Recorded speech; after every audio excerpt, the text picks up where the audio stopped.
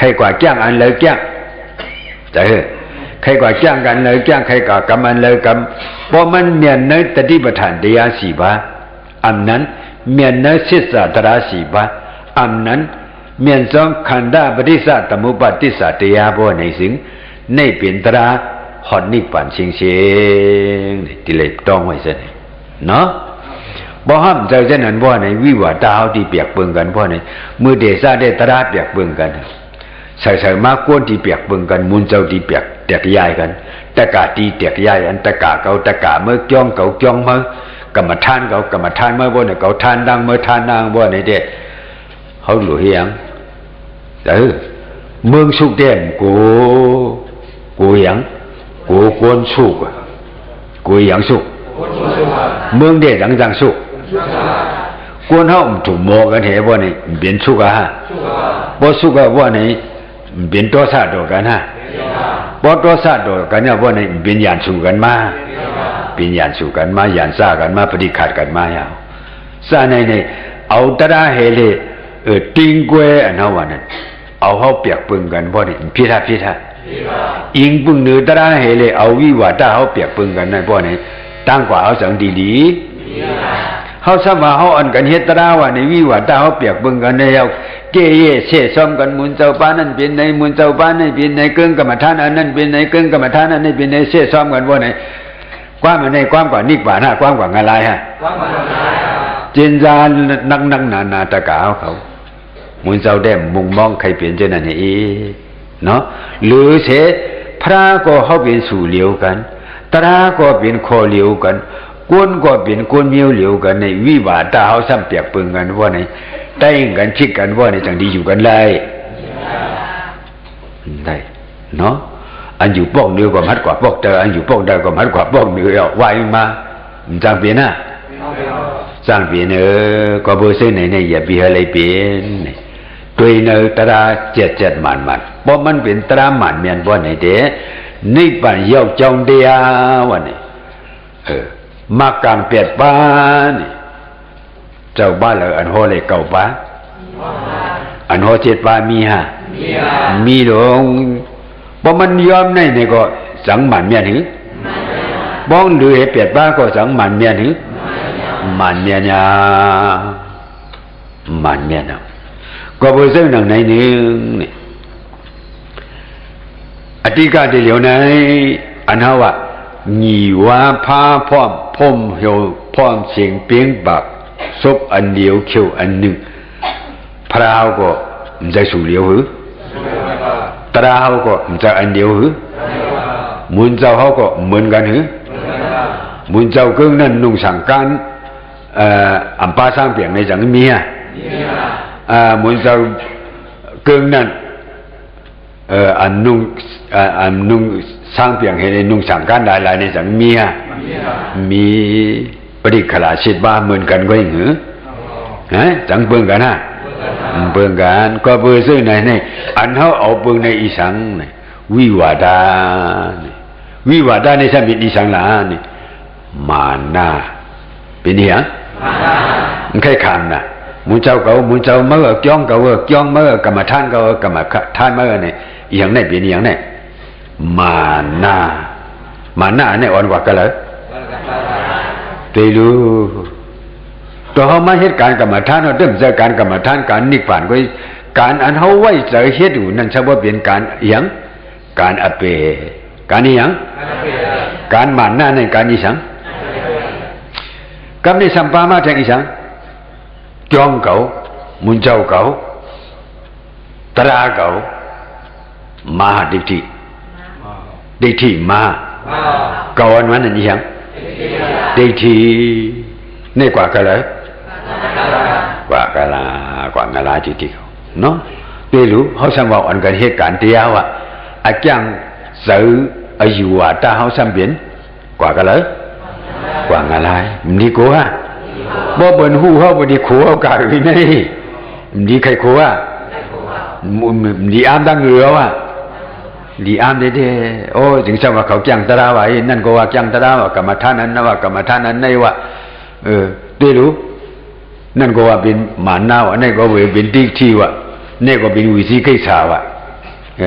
บ่มาอุกันบ่ในตราสูหมุนเจ้าสูฮอจังไหนวะจ้างจังไหนวะตราเฮาจ้างจังไหนฮอจังไหนวะติเอาตราตัวพระเป็นเจ้าขึ้นโหลกันน่ะมโลฮะเอาหูหมุนเจ้ากันขึ้นโหลกันน่ะมโลฮะตั้งกว่าเฮานี่ตั้งเฮ็ดเฮานี่จังดีเฮมิวดีฮะดีซะในดีเอาฮะดีเปียดีเปียมื้อไหนดีเลยเปียฮะดีเปียดีเปียไรฮะเปียไรป้อมเปียไรก็มุนเจ้ามฮ้อยอ่ะเปียไรอ่ะเนาะมุนเจ้ามฮ้อยเอาฮอมฮอก็มีกี่จูสังเนาะตราอันตาดีเอาแตกย้ายกันนี่มุนเจ้ามใครฮอเนาะตราดีเอากว่าเปลี่ยนอะไรตะกาวเขาใครถอมฮะใครถอมก็มุนเจ้าหมอฮอเดี๋ยวบ่จะไหนเฮาหลวงพร้อมกันเนี่ยเอาตราอันหมันเมียนเนาะเอาตราตัวพระเป็นเจ้าฮอไว้นั่นหมันเมียนเหโฮมกันจอมตั้งเช่นเดียวกันบ่เนี่ยจ้าจ้าเนาะกุนสองก็กว่าจอมกว่าตั้งเช่นเดียวกันพร้อมกันกว่าบ่เนี่ยก็หนึ่งเลยก็หนึ่งมีหมานาโตสะหยานจ้าปฏิฆาติกันบ่เนี่ยตีไปจอมกันไรฮะลานี่ก็เหมือนนั้นเนี่ยตะกาวเขาเมืองนายกวนตั้งอย่าตั้งนำยิ่งว่าซ้ายว่าจังนั้นจังไหนว่าไหนอยู่เลยกินอยู่เลยกันกินเลยกันเฮ็ดเลยกันหาเลยกันอยู่ในน้ำในดินในว่าในเมืองในเสียวิวาตาเปียกปึงกันว่าในจังดีเสือกะเจียนกะเจียนเนาะบ่เฮาถูกหมอบ่ความเป็นข้อเดียวสิ่งเดียวอันเดียวตราอันเดียวพระอันเดียวสังขารอันเดียวมุนเจ้าอันเดียวกันบ่ไหนนี่เปียวซะกะเจียนฮะกะเจียนนี่จังว่าเฮาเฮ็ดเก่งว่ามุ่งมองหาเมืองกะเจียนก็เอาตัวรู้เตียวเต็มตรานี่เฮาเปียกปึงกันมานี่เฮเลมาอยู่เลยกันวิวาตาเปียกปึงกันถูกหมอกันพวกนี้จังดีกะเจียนฮะกะเจียนก็เบอร์ซึ่งหนึ่งในหนึ่งนี่อันเขาจะกล่าวเขาสู่เขาว่าป้องเจอเลี้ยงเจอปนือกันนั้นบ่ป้องเจอเลี้ยงเจอปนือกันเนี่ยว่าเนี่ยตาพูดปล่อยบันกันเนี่ยเปลี่ยนอะไรฮะอ๋อมันพูดเลยมันหลัดมันไปป้องเจอเลยมันหลัดมันไปพูดถึงดีเลยมันหลัดว่าเนี่ยห้ามพูดปล่อยบันอะไรฮะพอมันพูดมันดีมหลัดความขอในอยู่ยามฮะอยู่ยามอ่ะอุมามันกวนก้อนหนึ่งว่าหมุนเจ้าได้มันฮอสติปัฏฐาน3ปาก็เยอะมันมี4ปาจึงชูโรงบ่วานนี่มากวนก้อนนั่นที่ว่ากวนหูฮะกวนหูเฮาซ้ำที่เอาตั้งพี่ใส่มันฮะรู้เอาก็เบื่อมันหูล่ะบนวันตรา4เสษตรา4ปามันจะว่ามี3ปาก็บ่ไหนมันหูเลยมันว่าหูเลยมันว่าหูเลยว่าเฮาที่เอาเปรียบมันบ่ไหนเฮาผิดฮะมันผิดฮะจังว่าความใจเอาหวังบ่ผิดคนหูมาไหนหรือบ่กูก็กูเผลก็กูคนผ่านสุดที่มันเมียว่ากูเดียวสักมันเอาล่ะแต่นั่นสุดที่มันหูเฮาว่าผิดว่านี่เฮาหยองฮะมันหยองฮะเฮามือค่ะมันมือค่ะ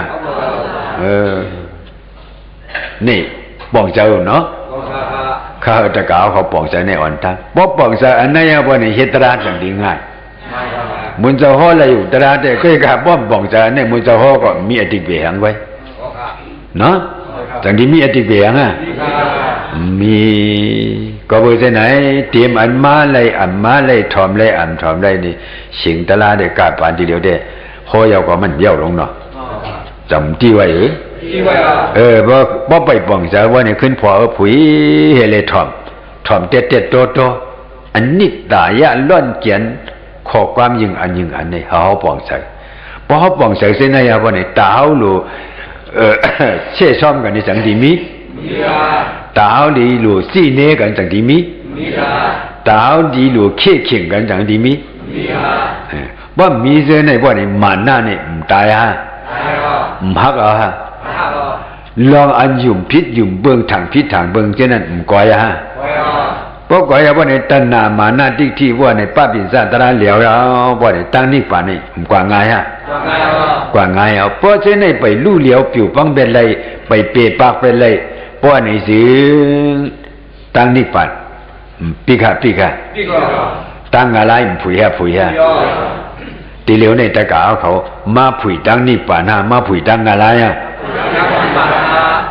帮手喏，帮手，ก็บ่ซึ่งในนึงนี่ยอกี่เขามื้อนี้แล้วดังศรัทธานำน่ะบ่มีเสศรัทธาอย่าบ่นี่ตถาตมติภาวะตุงละบ่สัมลหังตัตตมะตวนาอติตุงละบาสุดอกองตระเลยถอมาป้อมถอมสุดอกองตระบ่ไหนจังเอาดิหมอกย่างหมอกำก็บ่ซึ่งในอันเจ้าเสียตนเนไว้มื้อนังว่าคำว่านั่นน่ะตุโดสิกา